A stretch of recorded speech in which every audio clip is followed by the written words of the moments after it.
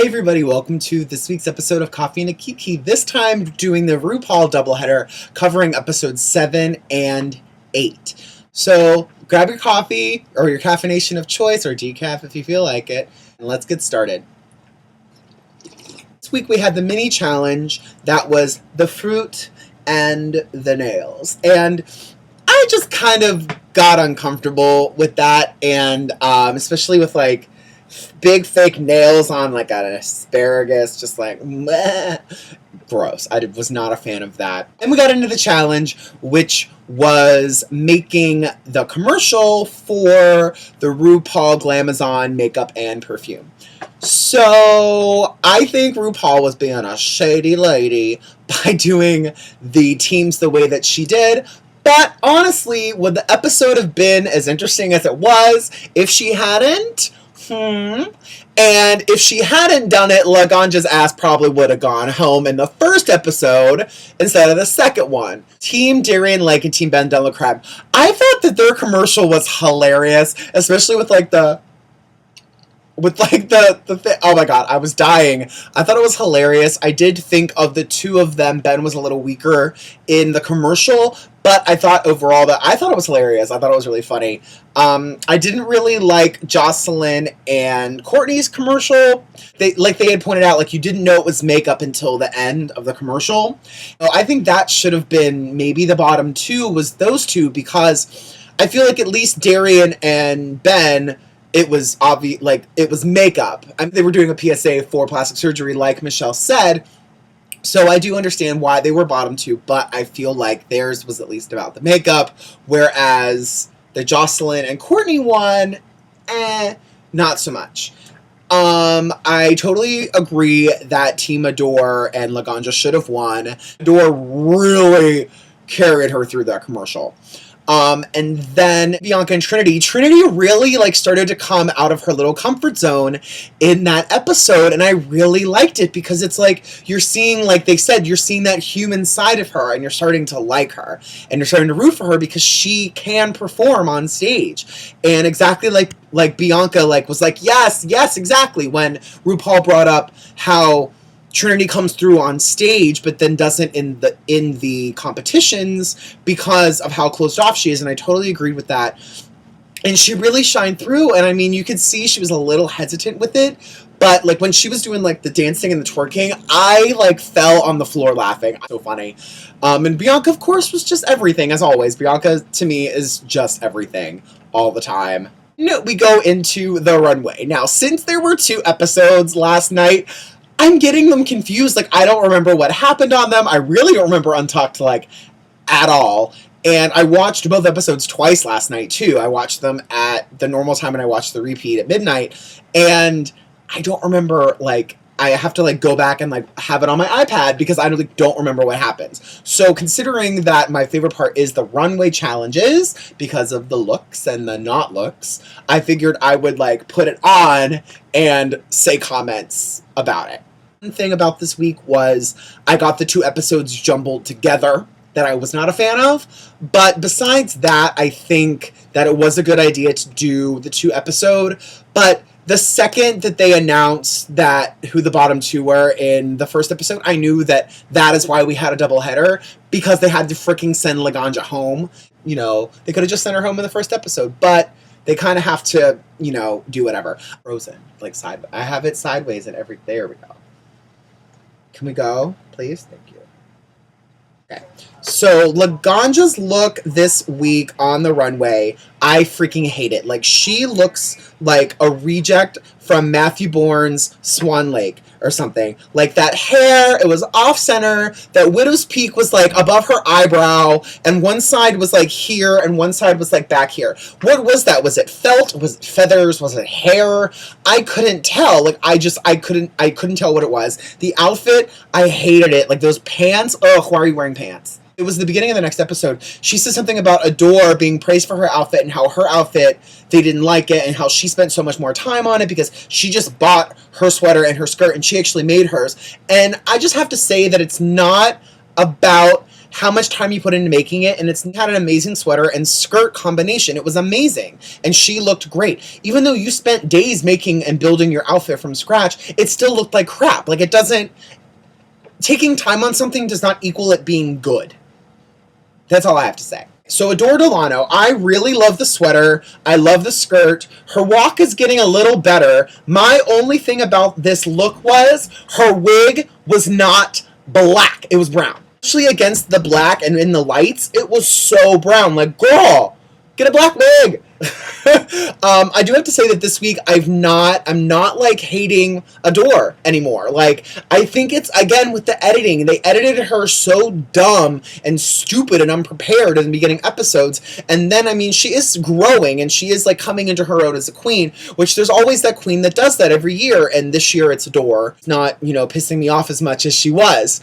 I'm still not a huge fan. I think that she is not as polished and I don't think she's going to last as long as the other girls, but, you know, she's probably going to make it top 3 because she is that one that grew during the season. Okay, so now Bianca Del Rio. I love her in this look, because this, to me, is Bianca Del Rio. Like, that's her. I love that dress on her. It looks a lot like her Avita dress that she has. I mean, she works at the costume shop that built the one for Broadway, I believe. And so she is like almost an exact replica of it. It's beautiful. So, you know, it could be the same skirt and she just changed the top because it is the same silhouette. And I love that bow and all those rhinestones on that bow, like in the middle and then going like a starburst. I loved it. I really loved it. Someone wrote a comment to me on Facebook asking what I thought about her hair with like the skunk in the front. And I didn't mind it. Like, I thought that was cool. I like that it was exactly centered and it was ventilated. I'm pretty sure it was ventilated in. Like, that didn't look painted on or anything. Like, that looks like she brought a black wig with a white streak in the front, and I thought that was really cool. I'm trying to figure out how many wigs Bianca actually brought with her and everything, because she does repeat colors, and you see her there with the iron, like flat ironing it or curling them. You do see her do that. But I just kind of want to know how many she has. Maybe I should like look and like count to see how many different colors she has on. Because usually if it's the same color, it's the same wig. And I just have to say, I love that all the other girls in there are like on their little styrofoam heads and do-do-do-do-do. And then Courtney and Bianca are there like fully blocked down, like rollers in it, like all of that stuff, steaming it. Like, I'm just so happy that there are girls on Drag Race that actually fucking know how to do hair. And I probably shouldn't say the F word on the internet, but I am that excited about it because it needed to happen. Like, I'm sorry, Manila Luzon, I love you, but you do not use T-pins on the front of a lace front on a styrofoam head. You don't. Oh, I froze again. I freaking hate this shit. Okay, so Trinity. I really did like her runway tonight. I like that she's not wearing the flipper anymore. I feel like that was sort of a crutch for her. Like, she was so used to doing the flipper. And I think that now that she doesn't have it anymore, I think that she's more coming out of her comfort zone. And I think that that was the first step of her coming out of her comfort zone, was not wearing the flipper anymore. And I think that's great. And I didn't like the pattern on the bottom portion of the skirt, when she opened the black and white panels and she had like the dominoes, it looked like dominoes. Like, and that's the thing, is like, I just didn't like the pattern. It looked too forced for me. I think maybe if it was something a little more interesting, then, you know, I was not a fan of the fabric. I loved her hair. I loved those 2 big victory rolls that she had all the way down. I always liked Trinity's makeup. It's never a thing for me, and I think that she did do very well in the challenge, and I think that she is coming into her own, and I really do like that about her now, and I really do like her. I do like her a lot more now that she's coming more out of her comfort zone in her box. I said coming out of her box. I loved the look as a whole. I just did not like that bottom polka dotty domino fabric. Just was not a huge fan of that. Just wasn't really my taste. Bella Creme. Okay. Girl, I love you, but you should have taken off that collar and you should have just had some big, gorgeous, like wavy, curly updo with like a big white flower in it, because that dress is stunning and the way that it cuts you in on that silhouette is stunning. But but it didn't go with that hair. And like, you know, Lainey Kazan said it best, like, it looks like a penis with a bandage on it, and it totally did. The caterpillar from like Alice in Wonderland, she had this big like boop. I'm not a big fan of it. Darian Lake, I love her paint tonight. Like, she painted a little harder tonight because she had that darker hair on, and I think it really pulls her face together when she goes for like a stronger look. I just think she is beautiful, and he's like a cute guy. Like, he has a cute face, and I think that when he paints harder, he looks even more beautiful. That's me, though, but I love a strong paint, even though I don't do it as much anymore. I love a strong, deep paint. I did not really like his hair today. I couldn't quite figure out what it was. I thought there could have been maybe some white in it or something else to kind of break it up, because it just kind of looked like a blob on his head. And I'm not a huge fan of the dress. I like the silhouette and I like the color of it, but I hated those sleeves because it literally looked like he had 4 boobs. But I love that shape of a top on him, and I love how he dresses to his silhouette. And that's my biggest problem with most big girls that are, you know, that are trying to do drag, is that they're not dressing to their shape, you know, and he dresses precisely to his shape, and he always looks stunning. And being said, I think that that sleeve could have come off, or I maybe could have done like a ripple, like with the shoulder out, but the arm bare or something. That could have been cute, you know, like maybe, because then that could have given you that corner you needed to broaden yourself out but not give too much. I loved Courtney Act's look. I love that rhinestone headpiece. Like, rhinestones. Those were rhinestones. Like, what the hell? I just want to know what it was made out of. It was probably like a piece of polyform plastic that she like got shaped to her head exactly, and then she probably just put the rhinestones on it. Jocelyn Fox. I totally agree that, like, she repeated her outfit from last week, and I was disappointed. And it's like, you have body, you have great body, but, like, I think that her drag, just like her aesthetic in clothes, can be a little tasteless. And outfits are just kind of like if you're gonna be naked, you know. That's just my thing, is if you're gonna be naked, be naked. When they announced the bottom 2, I knew that that was what's gonna happen, that, you know, Darian and him were both gonna be safe. For about 35 seconds, I was super scared that Ben Delacreme was going home, and because I had thought, you know, he's gonna say, Shantae, you both stay, like he did in the past when he got all emotional. And he didn't, and he just announced, Darian, you're safe. And I was like, oh my god, oh my god, oh my god, oh my god. And then she was safe too, and I like, oh, I need a cigarette. I was done. I need to take a second to talk about RuPaul's runway wig tonight, that updo with the waves, the asymmetry. Oh my god. I loved it so much. I just every time that they would show it from a different angle, I was like staring at it, trying to figure out like how it was put together and what all was going on in the back. Oh, it was so beautiful. Oh, that updo, so nice. I really want to try to replicate that for Bernadette. I think that'd be really pretty. Perfect shape and symmetry. It was, his wigs are all, just the symmetry on his wigs is always exquisite. Like, always exquisite. Then episode 2 starts, and I loved the mini challenge with the mouths. Like, oh my god, so funny. Darian Lake in the comedy show was so funny. I thought she was really cute. I loved her dress and I loved her hair. And I love her brand of comedy. And like, I've thought Darian Lake was a very strong comedian ever since the first episode, when she was like, I'm heavy cream. And she had all those comebacks, those one-liners right away. I thought she was going to be up there with Bianca in the comedy challenge. Courtney Act, I thought she looked cute. She looked a little bit like Xena Warrior Princess in that dress, which I'm not sure if that's the point or not. That wig was really cute. It was a little too fishy for me. I think she can put a little more hair on, personally. I don't know. I'm just not liking it right now with this fishy hair all the time. Loved that pink one. Thought that her stand-up routine was like awkward, and then that song, like, what was the song? You didn't know what the song was about until she got to like the chorus, and then I think that the song actually went on, and they just cut it because it just cuts off at a really stupid place. And you can tell, like, when they had the close-up of her singing, she's doing something like this, and then all of a sudden she's like that in the button. And it's like, I think that there was more and they cut it. I didn't think her comedy routine was that funny. But I didn't think that she completely flatlined. I think she had a couple little kind of things, but overall I thought she was kind of meh again. And it's kind of been how Courtney's been for me every week, is that she is gorgeous and she's funny enough to be safe. And I think that that's it. And I think besides the musical theater challenge, I don't think Courtney's blown me away with anything, because she's just good enough to be safe. And she's pretty. This app. How can I freaking tap that app when it freezes?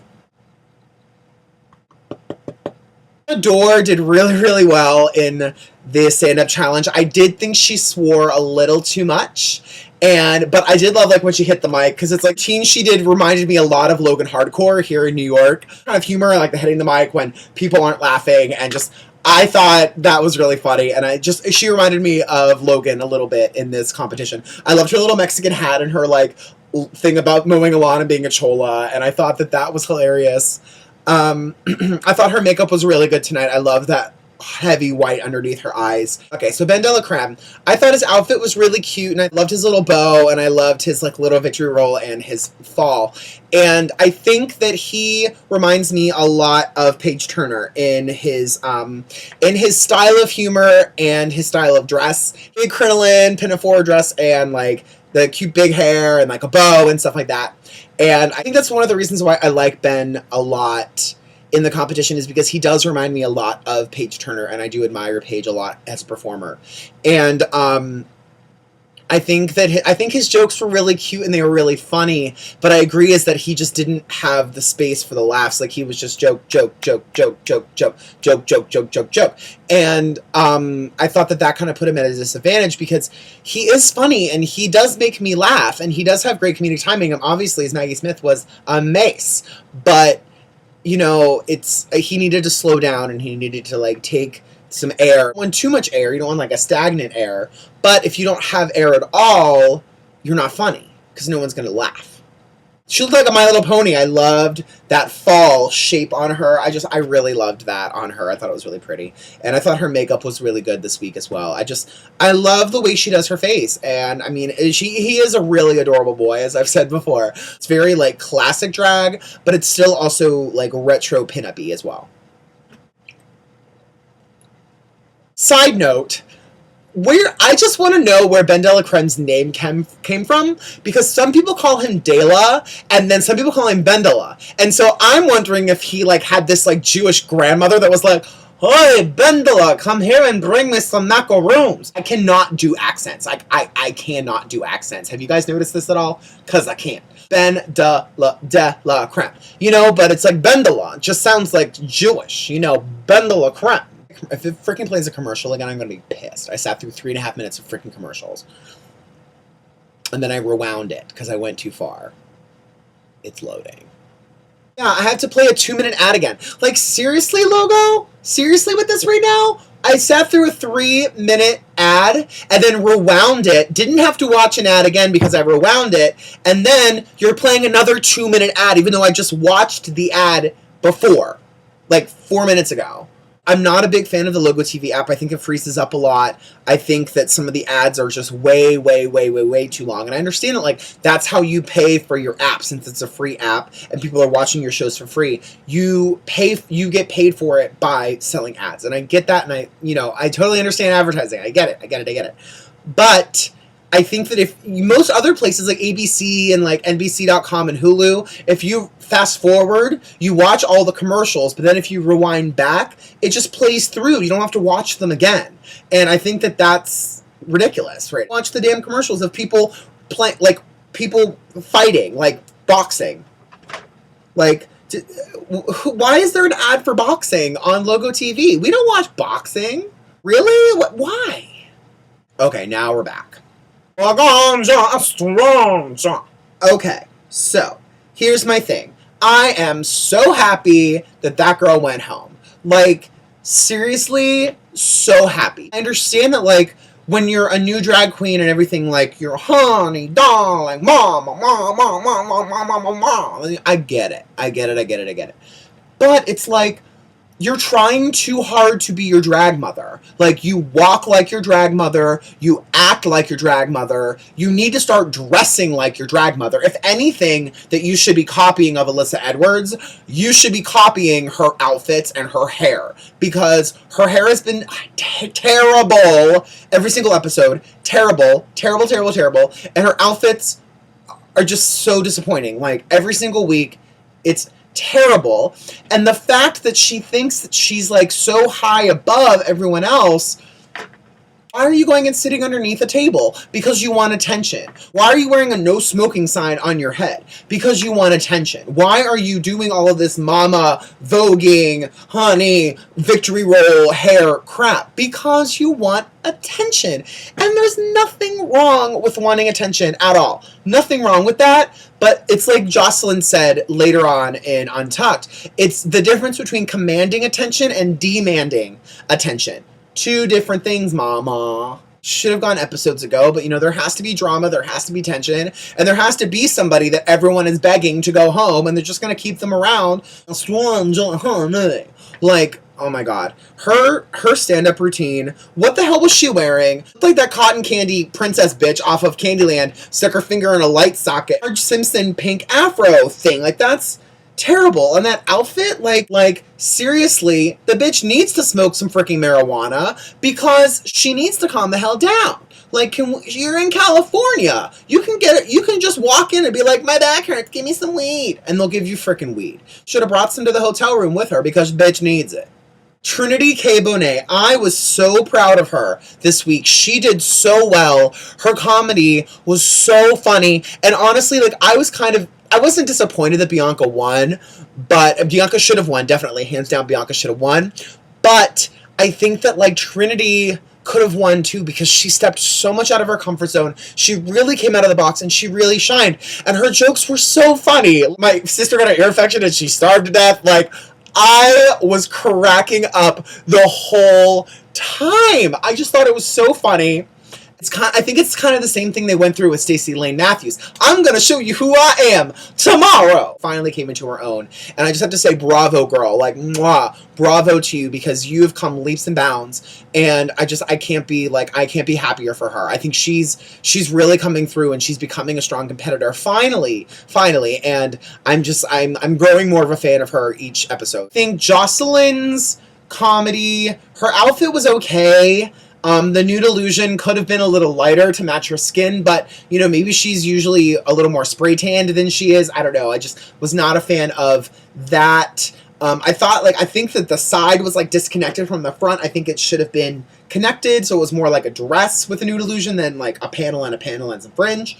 I thought the ADD was, oh, look, a rhinestone. That was cute, and I agree with Bruce Valanche that she could have played that character the whole time, and it would have been funny. Because she said that Trinity's mouth looked like Vivacious. I fell out. Like, I was laughing so freaking hard, because it did. She looked like Vivacious. Like, oh.